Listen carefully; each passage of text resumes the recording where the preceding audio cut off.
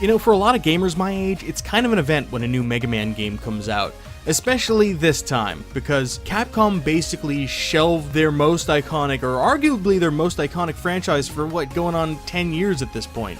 So when a new one was announced, I went nuts for it, especially when the initial trailer looked so damn good.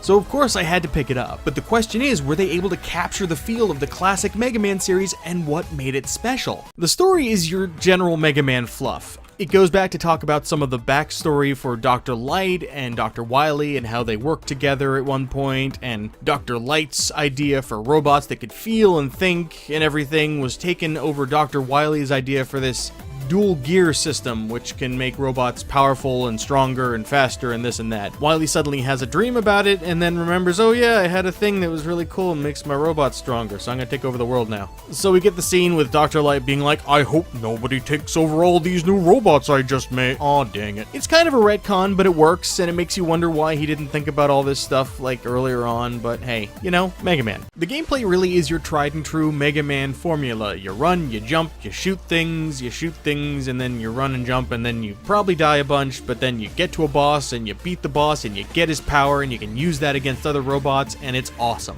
The primary addition to the gameplay is the aforementioned double gear system, which allows Mega Man to be much faster for a short period of time or much more powerful. You activate it by either pressing the L2 or the R2 buttons, and it's cancelled the same way. You'll also notice that he has a meter over his head. If by chance you let this meter fill all the way up, you'll overheat and then you'll be weakened for a short period of time until you cool down. So it's kind of a risk-reward system.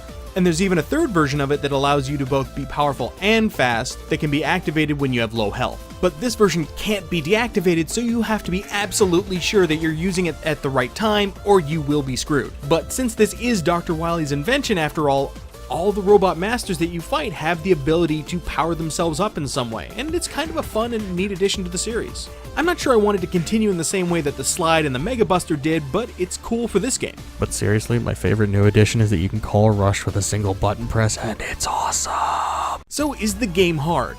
Yeah.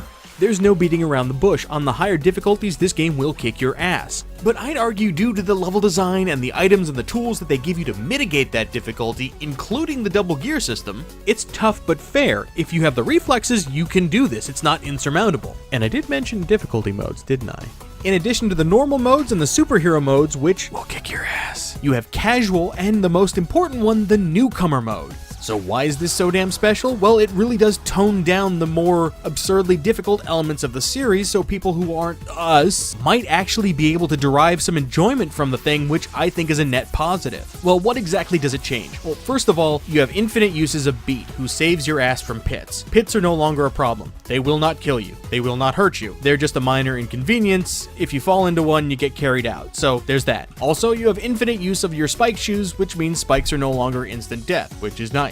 You also take half damage just innately, and there are infinite lives, so lives are no longer a problem and you won't have to worry about losing your progress. Awesome. Now first, I do know that there were difficulty modes in Mega Man 9 and 10. I beat the crap out of those games. But you know, this is where it felt the most balanced, I guess. And secondly, I know that this isn't for me. I mean, it's not for veteran gamers, that's how difficulty modes work. So if you are a newcomer and you don't feel talked down to by this mode, this is a great way to kind of dip your toes into the water. The graphics and sound are spot on. I can't think of a better way to make a polygonal version of what classic Mega Man would have looked like. And if you don't like the English voice acting, they have the Japanese language track, which is cool. The music, however, is another matter entirely. It's not bad, and some of the tracks I'd say are somewhat memorable, in that I can recall them if I want to. I can hear them in my head, which is good. But none of them reach the iconic status of the great Mega Man games, and maybe that's unfair, but a Mega Man game needs to have great Mega Man music, and this one just missed the mark. The game itself doesn't really last very long, which is kind of par for the course for a classic Mega Man game. There's no opening stage this time around, which honestly doesn't really bother me. You have 8 robot masters, you have Dr. Wily's castle, and you're done. No! But it is a fun ride from start to finish, and I'm cool with that, because I'm going to replay it like I replay all the Mega Man games. They've included a challenge mode, which is cool and adds a little bit of extra gameplay to it, but some people might see this as a bit of a bare bones package, and I